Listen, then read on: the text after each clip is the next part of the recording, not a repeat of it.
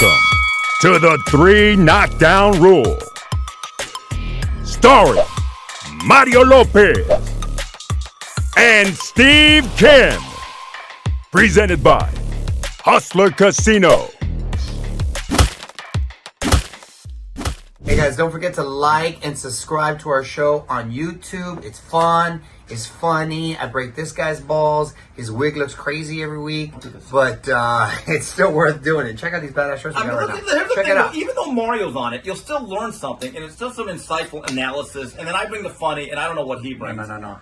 What are you talking about? I'm the star of the show here. You bring the grumpy. Oh, but the grumpy. Anyway, like and subscribe. Yes, 3 please. Knockdown We Rule. appreciate you. Ladies and gentlemen, the 3 Knockdown Rule brought to you by Hustler Casino is in effect. I'm Steve Kim, joined by, like the Dodgers, slumping Mario Lopez. What's going on with them? Wow, that's not very nice way to start it up, but okay. And shout out, Smoking Tim Frazier's all here. And we got a jam-packed show, the bout sheet. Usyk, Dubois 2, fit to be tied in Las Vegas. Bam, Unifies, and Ask Mario.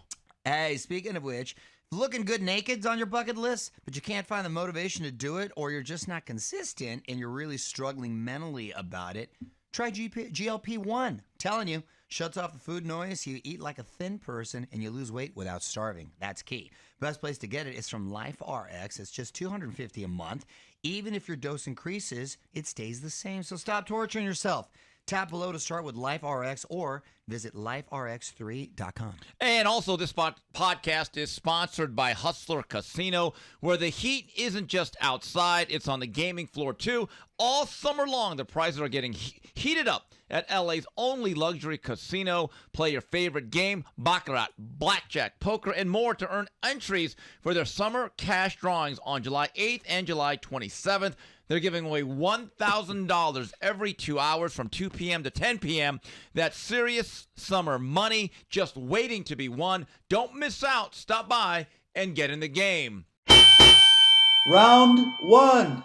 All right, round number 1. Heavyweight championship of the world was on the line from Wembley Stadium, and the reunified, undisputed champion of the world, Alexander Usyk, dominates in Chapter 2 against Daniel Dubois, stopping him in 5. Mario, I don't see a heavyweight on the horizon right now, even at age 38, that can really challenge this guy. Listen, I think now it's safe to say that not only is Usyk the best of his generation, but you have to start putting him in the conversation for all-time greats.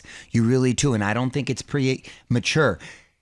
Just because of his run, being undisputed at cruiserweight, being undisputed twice now at heavyweight, beating Fury twice, beating Joshua twice, beating Dubois twice. It's ridiculous when I hear myself say it out loud. In the manner in which he's doing it, and he's approaching 40, and he did it with an exclamation mark, knocking Dubois out. And this was a guy that a lot of people thought he might be a live dog because of the controversial low blow.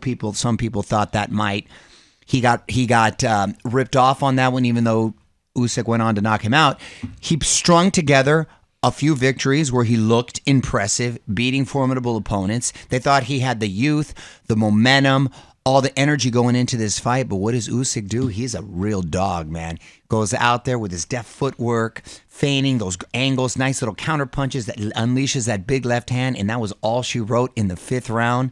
The mighty Ivan, what he calls that big punch. And then he's such a class act and a gentleman afterwards to both him. And I sent you that stupid video of the bodyguard from Dubois. These guys that just think, oh, it's not a boxing match, I'll rip his eyes out. It's just so silly. But he handles people, and he knows how to navigate this landscape like a total class act and a gentleman. And he's a very young 38, where he lives a pretty Spartan lifestyle, and I could see him continuing to want to box. He doesn't have anything else to prove. Now it's purely be for financial reasons, because what else could he do? He doesn't need to be going back down to cruiserweight. I think he's now filled out into a nice heavyweight.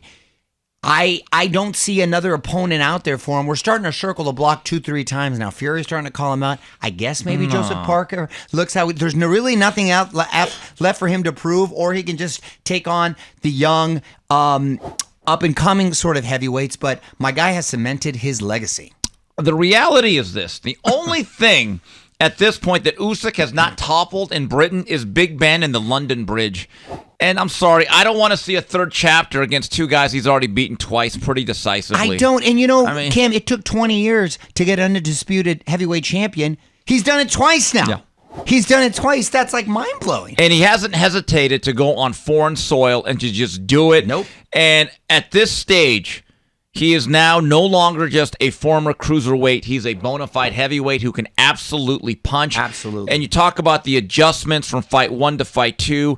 Back when they fought in 2023, Dubois did a really good job of landing those right hands to the body and troubled him. I thought he landed one borderline shot, the rest. But right from the beginning, Usyk puts that mental pressure on you. He's got all that movement, and he kind of stands right in your way. And he's not necessarily coming forward, but he's not moving back. And the angles that he gives you, and he hits you with blind shots. And he does things as a middleweight at about 235 pounds. Well, that's the thing. He proves that bigger isn't necessarily better. He's incredibly athletic, mobile in there, still has some pop. Look, he's not a small guy by all means. 6'3", he's about Muhammad Ali's size, as a matter of fact. And he's a southpaw, and he's clever, and he's got some pop. He knocked out a young, big, strong guy in Dubois. So, again, I can't be impressed enough. This whole mythical pound-for-pound #1 list, hands down, there's no controversy. It's Usyk. Now, you talk about the all-time status. He's 24-0, 15 knockouts. The fact that he doesn't even have 25 fights and people are already saying he's an all-time great really speaks to the fact this is quality over quantity. My question is this. When you talk about all-time being top 10, is that heavyweight or just pound-for-pound in general? I think he can make a case for both. When I think of all time, I always think, could he have been competitive with the all-time greats? And I think the answer is yes, because he's not small by all means. Yeah. He's just not a behemoth like a lot of the current heavyweights, but he's better than the current heavyweights. He's taken down giants like Flurries and young, athletic, strong guys like Dubois and Joshua, again, twice. So I think he would be competitive with a lot of these all-time greats. Maybe Lennox Lewis gives him the most problems just because he, too, was not as athletic as him, but was a young, strong, naturally big guy. But again, he's not a small guy. We're not talking about a tiny guy. In any other era, he's actually a very big heavyweight. Yeah, there you go. That's the thing. Yeah, don't you think he's competitive with the other And heavyweights? there is a theory. Emmanuel Stewart once said, if you're above 6'4", you actually lose athleticism, dexterity, and coordination. Wow. And that's the one thing about Usyk. He has unbelievable dexterity and body control. And I'm with you. If he's going to have one more fight, and looks like there's a lot of gas in that tank, I want to see Joseph Parker. In my view, he is clearly the #1 guy. And again, I want to see new, fresh matchups. Now, here's what Parker has going for him, even though he'd be a heavy underdog. Athleticism, quick feet, he's got some power, and he's got Andy Lee. Those things make that fight pretty intriguing. I agree. And if he faces him, I think he, again, will be the heavy favorite. And let's assume he beats him. Do you retire? Do you take another lap around the same block? Like you said, it's a young 38, and again, I know this is a money game, but the other young heavyweight that I like that's been on a very good run, and we've been impressed with them, Agit Kabayel. And now that's another relatively small heavyweight that's quick-fisted, and he knows how to operate inside. Again, he's already beaten Fury twice. He's fought Joshua twice. When we talk about trilogies, generally it's about 1-1, right? Not 2-0. Exactly. Although we just had one with Serrano and Taylor, but again, they have limited opposition. But there you have it. Alexander Usyk once again becomes undisputed heavyweight champion of the world. And rounding out Boxing Palooza 2025 from the MGM Grand in Las Vegas, and still the welterweight champion of the world for the WBC is Mario Barrios, who salvages a 12-round draw against Manny Pacquiao. Your scores, 115, 113, and two judges at 114, 114. Man, it made me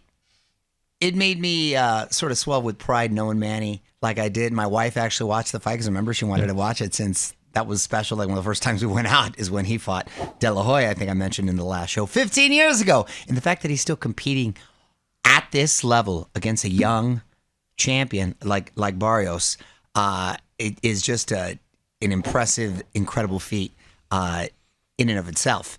With that said, I think he started off strong, and was winning the first early round. Started to slow down a bit. I'm sure age is the factor there. You know, a lot of people can't beat Father Time, but he sure took him to the limit. And I'm not mad at the draw. I thought maybe he could have edged it out. But then again, does this mean we don't have to see Mayweather Pacquiao 2? I know he wants to continue to keep That's fighting. a victory for us. Yeah, exactly. Well, that's exactly. I mean, did that fight go by the wayside? Do you think, or Not did it not? sure, because man, with the win, then I can see. But now with the draw, I'm like, does that fight really need a title? Does it really need a WBC trinket? I don't think it does. No. But at the same time, you'd like to see the momentum that he's winning. It's a nicer story had he won. I think it builds for a better storyline. Mario, I had it 6-3 Manny Pacquiao going into the championship rounds. I gave 10, 11, 12 to Barrios. I do think Pacquiao frayed at the bit a little bit. He started to show his age, looked a little bit weathered. First 2 rounds, I do believe Mario Barrios was starstruck. 3, 4, and 5, I thought, okay, now Mario's in the fight. I have to give Manny Pacquiao credit. 6, 7, 8, 9. I thought he looked pretty good. And I'm thinking, wow, he might be on his way to victory. I can't believe it. But then he hit Heartbreak Hill at age 46. With that being said, most of the people on my timeline, even those who had it a draw, felt as though Manny Pacquiao should have got his hands raised in victory. Yeah, I don't look. I can see the decision going that way, but I thought, and then again, I'm biased. I thought maybe he did do enough, but maybe the judges were doing him a favor too. And by the way, for his health, for his future, for and us. I hear a lot of people saying, "Oh, Barrios is the worst champion ever." Oh, come I'm not on, sure about man. that. Barrios is a terrible fighter. No, he couldn't. Most of you people could not step in the ring with Barrios and handle yourselves. Number 3, the fight was fixed. No, it wasn't. There's a reason why they chose Barrios. This is not to be disrespectful. This is a fact. When he was a champion alongside Boots Ennis, who has moved up, and, of course, Brian Norman, he would have been a significant underdog to both. As I like to say, there's a reason why they chose him. But do you think he was a little bit too respectful in there? I think in the beginning, I think he might have been a little bit starstruck. I don't think he was trying to be respectful. I still think those feints, that footwork, that speed, The in and out. even that age, it takes you a minute to figure out, and it's difficult because leading up to it, he said, "No, I'm not going to. I respect my own elders normally, but not in this case. Screw that. I'm going to try to hurt him and knock him out." But I don't. I still think he's a tricky guy and a very difficult puzzle to solve. There's something that really frustrated Bob Santos, good friend of mine who's a trainer. He said, Mario, stop touching gloves. But Manny's such a likable guy that even if he's ripping your head off, you just automatically touch gloves. You don't want to take a cheap shot because then you become the villain. The one thing that did frustrate me, especially in the middle rounds, you knew when they went 10 seconds, that warning. If you're Mario Barrios, you have to understand Manny's trying to steal rounds. He did that really obvious. I thought there were at least 2 rounds I thought were really even, or maybe Barrios had a slight edge. The last 10 to 15 seconds is Manny throws these fast flurries. Even if they don't land, what do they talk about? The story of the fight. And it leaves the last impression. It's very smart and a savvy veteran move.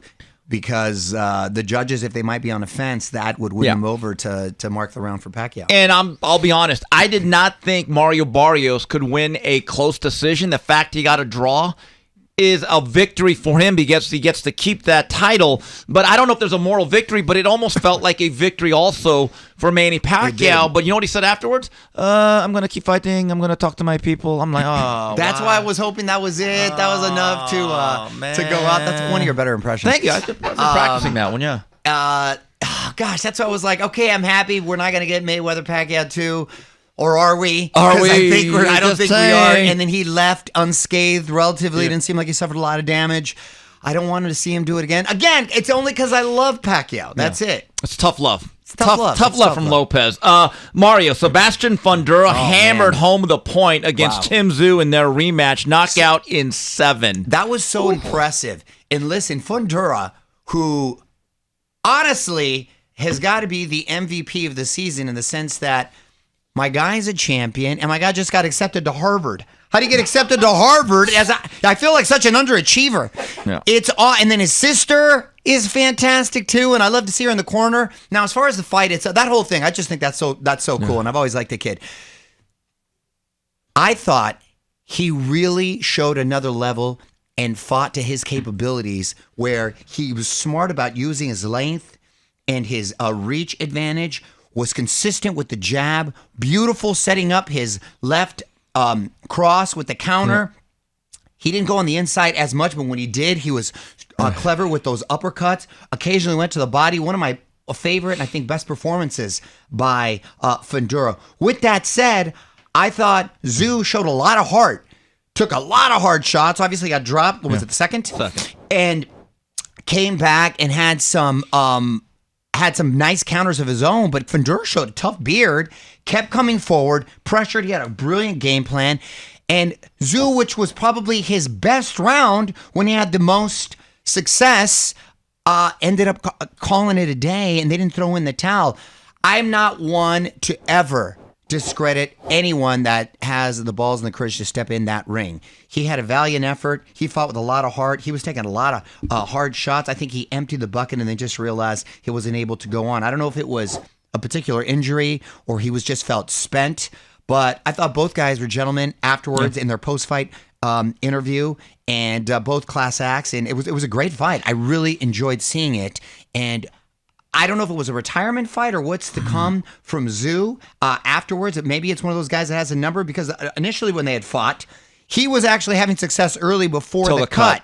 And then they thought, okay, that was maybe a blueprint on how to continue, and that cut was one of those freaky things that happened. But they say you get 30% better once you get that championship belt around your waist. Fundora did look, I think, significantly better from the first time. Impressive feat on his end, and I thought Tszyu, I was just perplexed the way it ended, but I thought he showed a lot of valiant effort in there. I believe Tszyu's getting a bad rap. When we talk about no moss and that scarlet letter or the scarlet term in boxing, quitting, that usually refers to guys who aren't getting hurt, who aren't getting hit, who still can give you a lot more, right? Because when Roberto Duran did that no moss against Ray Leonard, two things. Number one, he wasn't really getting hurt. By the way, ever look at the scorecards?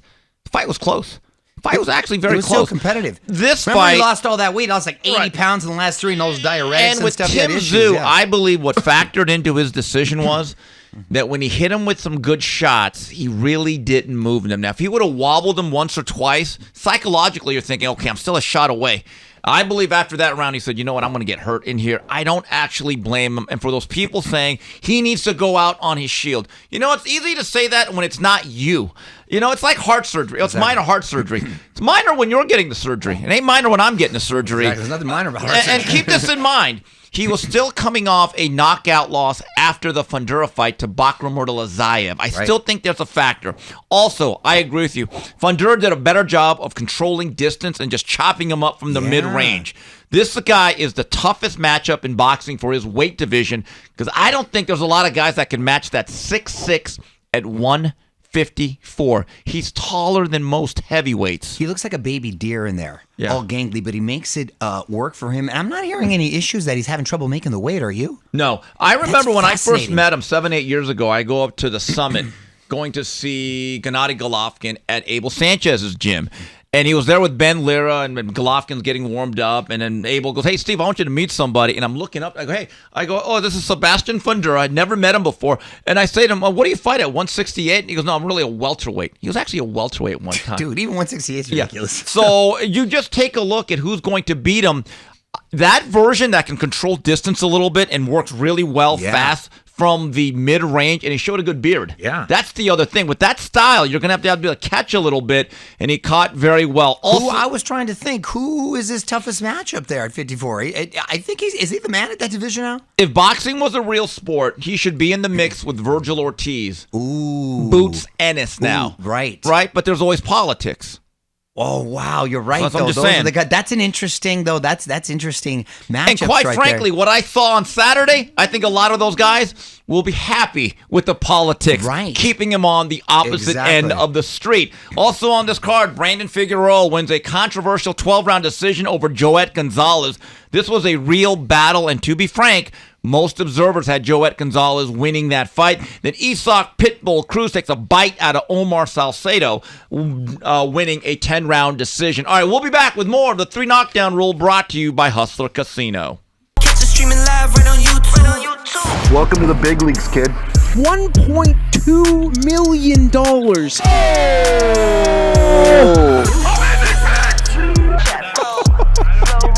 And I'm losing in this fucking game. What the fuck? There's a 400K flip. If I win by the way, you get 10 grand. Fucking straddle! For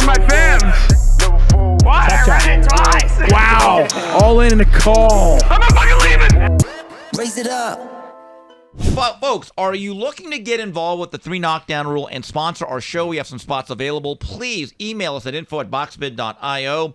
Once again, that's info@boxbid.io. Boxbid is an online platform that helps professional boxers connect with their fans by providing exclusive Fight Week merchandise, memorabilia, and sponsorships. You can even buy a shout-out on Boxbid. Boxbid.io handles our sponsorships, and we are proudly working with Boxbid.io. Review preview. And we're back on the 3 Knockdown Rule, brought to you by Hustler Casino. All right, now we move on. Saturday night from the Star in Frisco, Texas, on the Zone, and the new WBC and WBO junior bantamweight champion of the world, Jesse Bam Rodriguez, chops up Fumalele Kafu in 10. Mario, this is one of the best fighters in boxing, and you can make an argument 25 and under. He might be the best in the world. Again, going back to the mythical pound-for-pound list, he's not often discussed. I think he should be. You know, our fearsome foursome needs to be maybe a Fab Five. It really does. Yeah, and you know what? I like his activity. I like his quality of opponents. I like the manner in which he's finishing his fights. Just in this one, again, he shows those beautiful angles, cuts off the ring great, the counter-punching, ended it in emphatic fashion with the corner throw in the talon, and was it the 10th? And I don't know enough. He's such a savvy guy for being such a young guy. He's already got veteran type tactics for being a young guy, and he's just I'm really impressed with the kid. He seems to have his head on right. They've done a great job with him. I don't know what the ceiling is weight wise, but he should be celebrated because he's one of the young blue chip special prospects out there. Or not prospect, he's a champion, but as far as the pound for pound list is concerned. On Sunday morning, I asked a group of respected trainers, broadcasters, people that cover the sport that everyone knows. I asked this very simple question, and some matchmakers. Are Usyk and Bam two guys that could have competed in any era of boxing? Now, that doesn't mean they're going to be the best in every era, doesn't mean they're going to be undefeated, but they would have been top 10 type of guys, even back in the 30s, 40s, 50s, all the way beyond. Unanimously, basically, everyone said, yeah, those two stand out. And when you look at Bam Rodriguez, what I loved about this fight, Kafu decided to lay on the ropes and just find counter-punching opportunities. Bam could have just played it safe from the outside and won every round methodically, but from the very beginning, he was the guy who said, you know what? Everyone came to see me. I'm going to be on my front foot. And his upper body movement, he got caught once in a while, but he's got moves. Offense to defense, defense to offense. He can counterpunch. He can lead. He has every single punch. And you're right, there's a maturity. And now, in November, he's going to fight the very game, Puma Martinez. He has a chance to become a 3-belt champion at 115. Look, there's a lot of guys out there with solid resumes. I'm not so sure anyone at this age has had this type of resume in a while. Robert Garcia told me years ago, Steve, not only is he the best young fighter I have right now, he told me this back in 2018 or 19. He told me way back when, this might be the best fighter I've ever had. Wow, that's a bold statement. So there you have it. And the highest compliment I could give him, with the way he can box, the way he can bang, the way he can move any way in the direction in the ring, closest thing that I've ever seen to the great Marcellus Joseph Too Sharp Johnson. To me, it doesn't get any better than that guy. Moving on, fight preview. Mario, it's the end of the road for ESPN and Top Rank, their final broadcast under their current deal. It ends this Saturday from the Madison Square Garden Theater for the vacant WBO junior middleweight titles. Xander Zayas takes on Jorge Chino Garcia. Also on the bill, one of our guys, Bruce Carrington, fights for the WBC interim featherweight title. Tszyu. And then Emiliano Vargas and Rohan Polanco are part of this crowd. Mario, do you know now that as this deal ends, and we don't know what's going to happen 2, 3, 4, 5 months down the line, this will be the first time in about 75, 80 years that there's no major broadcaster televising boxing on a regular basis in America? Wow. When you put it like that. Yeah, think about that. From Friday night fights of Gillette to now. That's alarming. I think once the Canelo Crawford fight is a big success, and I believe it will be, because we saw kind of a tease of that with the ladies fight. I think with the hype, especially that comes late August and leading into September 13th when it goes down, I think that will be a huge success.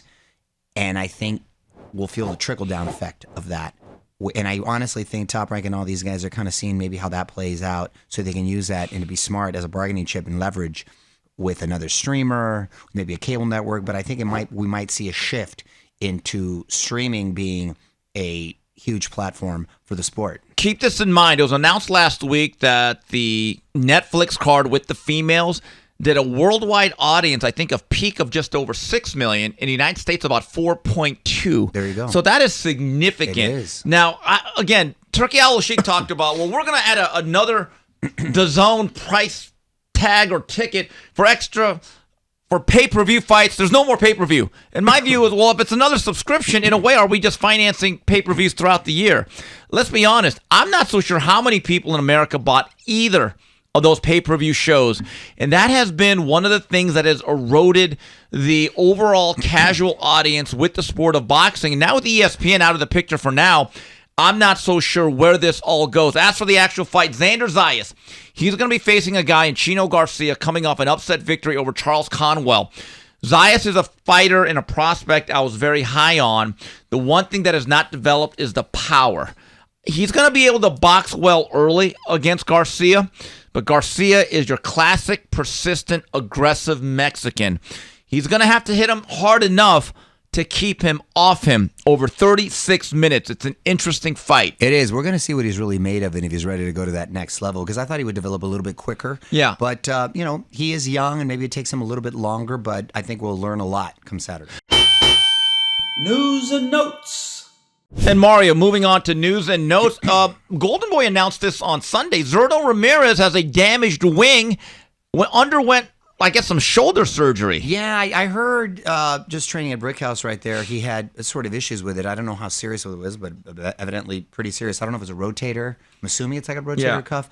But listen, if he gets it taken care of and he does the rehab right, there's no reason why he can't be back in about 6 months. Right, so basically his 2025 is now done. I don't expect to see him till 26. No. Absolutely. And Mario, by the way, you know where the Tank Lamont Roach rematch is going to take place? Where? According to Mike Tyson? Bolivian. Oh, no. It's done. They've moved on. Yeah, it's clear. They've moved on. It's not going to happen. And the hope was... Wait, is that because of the circumstances with Tank, or they just don't want to wait and for fear that it might cancel, or what's the reasoning? Lamont Roach signed, and he was training. That's all I know. And they have decided, what I'm being told, they're moving on to a new date, new opponent. They can't wait. I'm not saying they can't fight down the line, but the August 16th, not happening. Man, that's awful. And Mario, remember last week when Edgar Berlanga said, I'm going to take this loss humble. I'm going to be gracious about it. I'm going to be a good sport. That didn't last long. They are now suspicious of the hand wraps. Really? That's not a good look. That's not a good look, and especially considering how he was behaving leading up to the fight. Now you're coming out with that. Oh man, it's not going to bode well. Can I tell you who I'd like to see Berlanga fight, and someone who was present there and all over social media and taking pictures with Turkey and all that? I think it should be like a loser leaves town kind of fight. Yeah. Berlanga versus Jake Paul. Yeah. Oh, wow. Wouldn't that be a good one? All right. I think that's more realistic than Jake Paul versus Anthony Joshua. Or how about Usyk? That's what I'm saying. Let's be realistic. That actually is a fun fight. I think that's a fight that can create look, they both claim to be Puerto Rican.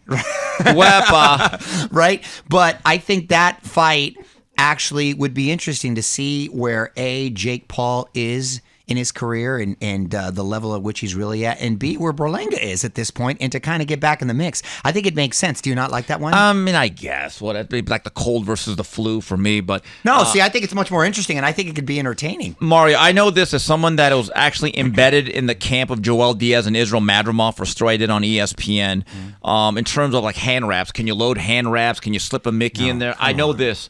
The way the commissions are today for the major commissions in California, especially New York, and Texas, they are literally on you. And from the time they bring out your gauze and your tape, you're not even allowed to begin wrapping hands until opposing teams member is there and the commission is right there. No, that's impossible. So this whole notion that somehow Andy Lee slipped in a cast iron hand wrap is false. I think it's defamatory, and I believe Andy Lee made a comment that was absolutely ridiculous. He refuted it, and Eddie Hearn had nothing to do with the fight. And he said, look, if you know anything about the New York Commission, you basically have to be Harry Houdini or Chris Angel. I saw that with Eddie. To be able to do something like that. And he has no horse or dog in that fight. Right.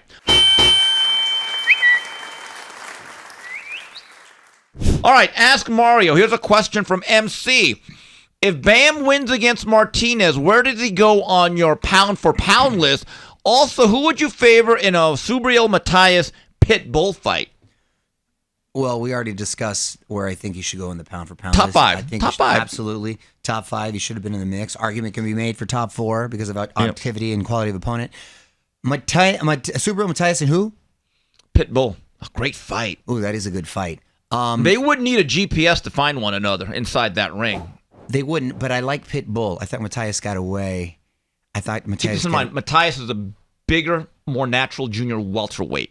Keep that in mind. He is, but I like the activity of Pit Bull still and the aggression. And when the Russian kid, or who he fought last time, I thought that gave him problems. It's a close, tough fight, but if I'm picking, I think maybe Pit Bull, but it is a tough fight. By the way, speaking of aggression, you see Subriel took a swipe at Teofimo Lopez this past weekend at the fights.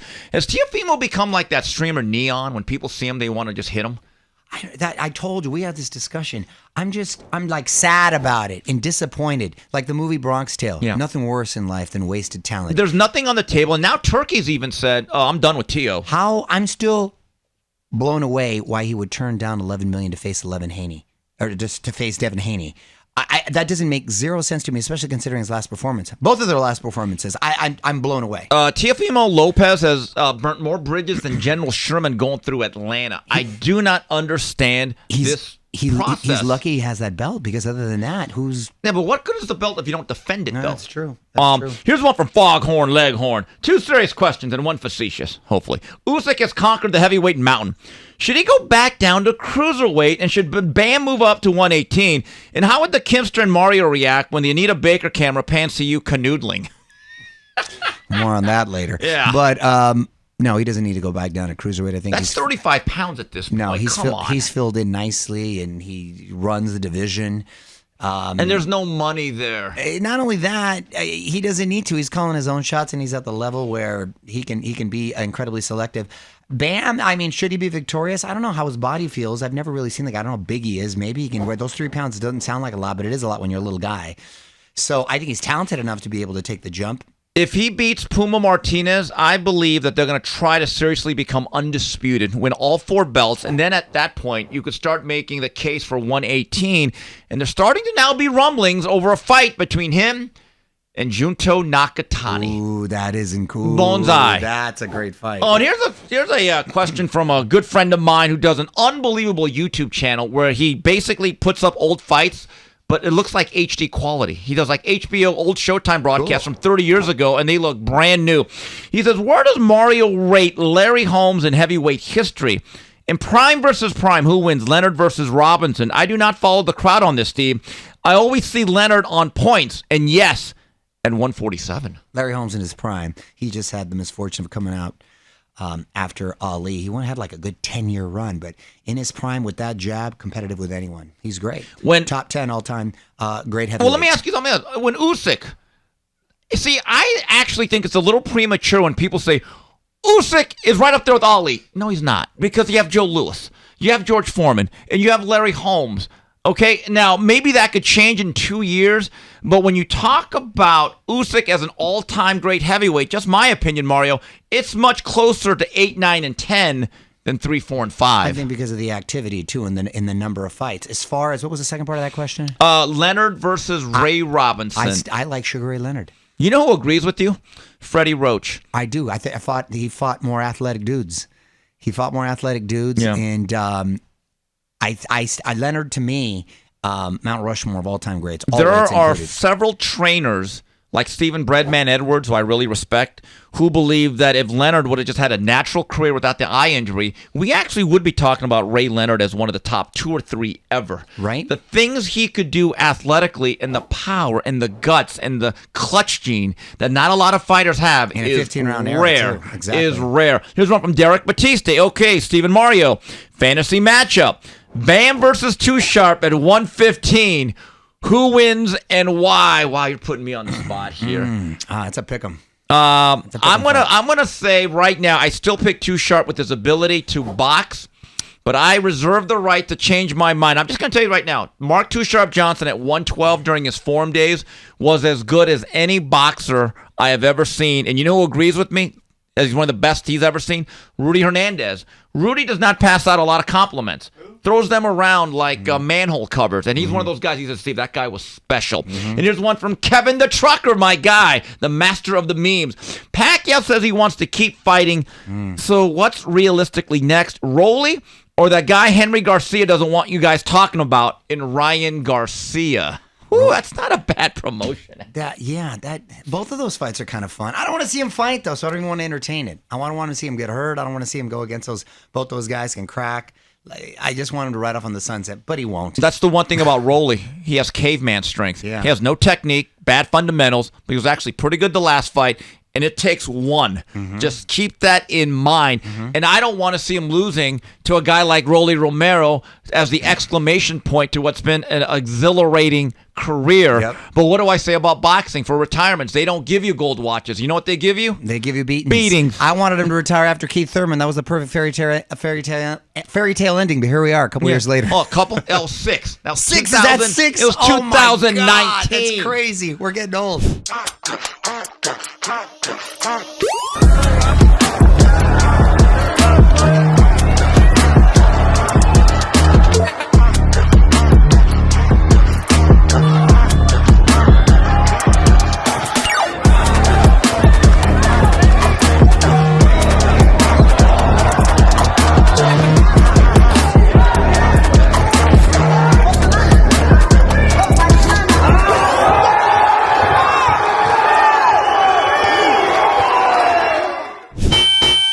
Final flurries. You're getting old. Mario, real quickly, final flurries. You saw the new Superman, right? I did see that. It's funny that you bring that up. Give us our Siskel and Ebert. Right. Here's the thing. I thought David Cornsweet, the new Superman, was really good. He looked the part. He was great. And they had some funny characters, the Justice Gang. So there was some lightness and to then it. They had the dog. There was some lightness. Okay. And it was fun. Yeah, I've never seen Superman get his butt kicked as much. He got his butt kicked like in a lot of fights. But there was some lightness. I thought it was fun. Okay, so thumbs up. It's a thumbs up. It's fun. And finally, some sad news, Mario. You actually texted us this as on your way here. Stunning news. We're getting more details. I don't say too much about it. But the passing of Malcolm Jamal Warner at 54. Theo Huxtable from The Cosby Show. And he was on a new show recently. I can't. It's a hospital show. Yes. On Peacock or NBC. Right. I can't remember the name. But yeah. Yes, and he was, I happen to have known him for a long time. Really nice guy. But when I was a kid and I saw that scene where he tries to tell Bill Cosby about how he doesn't want to really go to school, he just wants a regular job. That was the pilot? Yeah, that was the pilot. That was when I saw that particular scene. Dad, how come you just can't love me? How come you just can't love me? I want to work at a gas station. And you just heard, what the hell is wrong? And the way he turned, that was such a pivotal moment in my life where I got to see like a father-son interaction because we were at that age. We were really impressionable. And he was a good little actor, man. And that show had a big impact, I know, on us. And it just made me really sad because, dude, he was like our age. And it's just really sad. And I heard it was an accidental drowning. We don't know many details, like you said.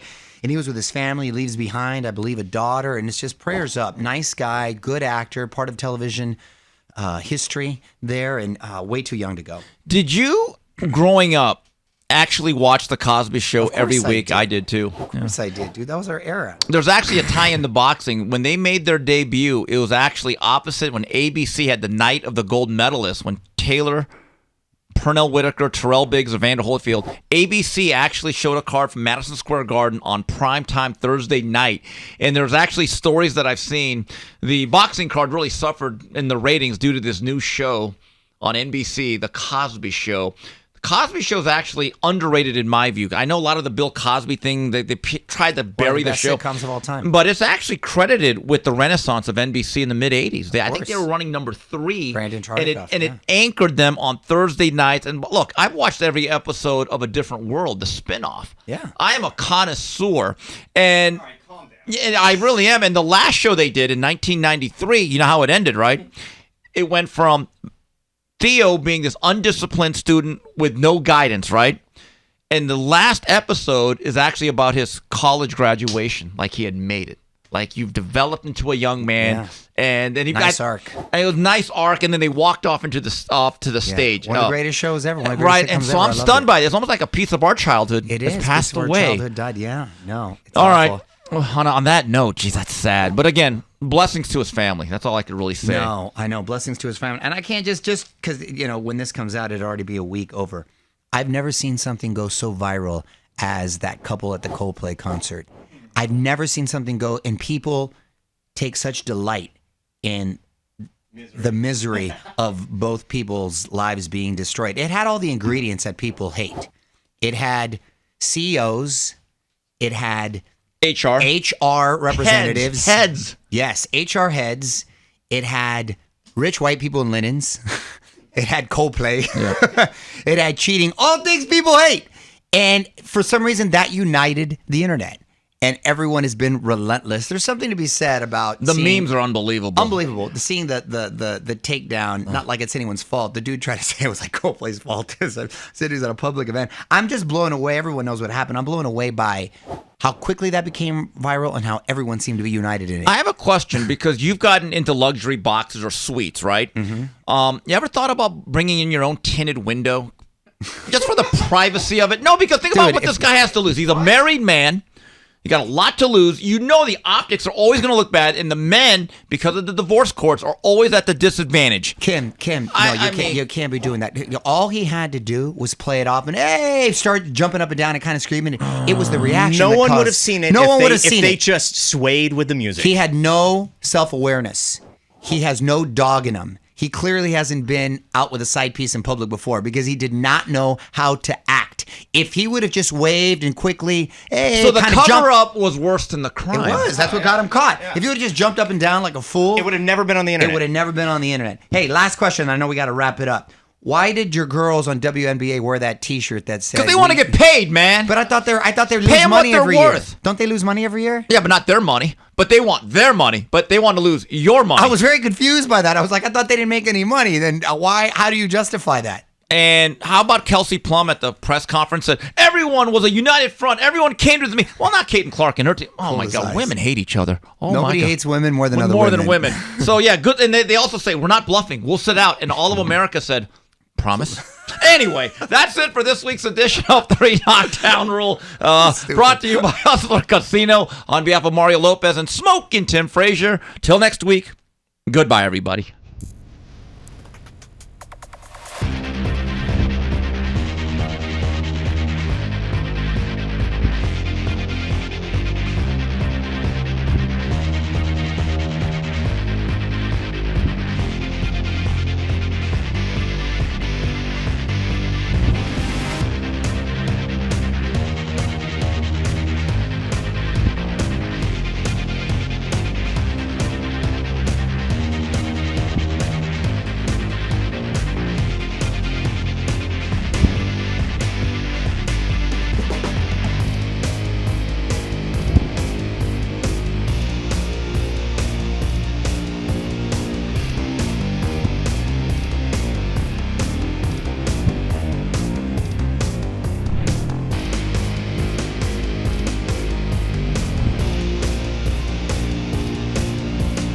Guys, don't forget to like and subscribe to our show on YouTube. It's fun, it's funny. I break this guy's balls. His wig looks crazy every week, but it's still worth doing it. Check out these badass shirts. Check it out. Even though Mario's on it, you'll still learn something, and it's still some insightful analysis, and then I bring the funny, and I don't know what he brings. I'm the star of the show here. You bring the crumb. But the crumb, anyway, I'll bring like, the subscribe, yes, like that. We appreciate it.